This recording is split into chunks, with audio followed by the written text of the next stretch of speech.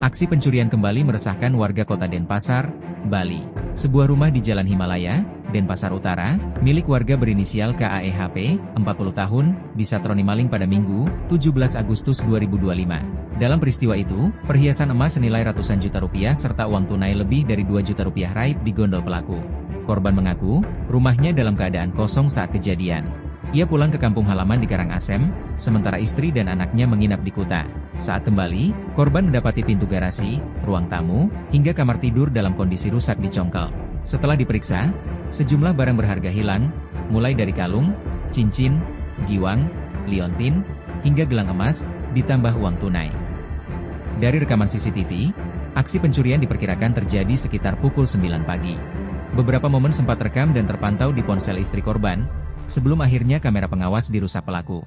Kasat Reskrim Polresta Denpasar, Kompol Lawrence Raja Mangapul Haselo, membenarkan laporan tersebut dan menegaskan polisi telah melakukan penyelidikan.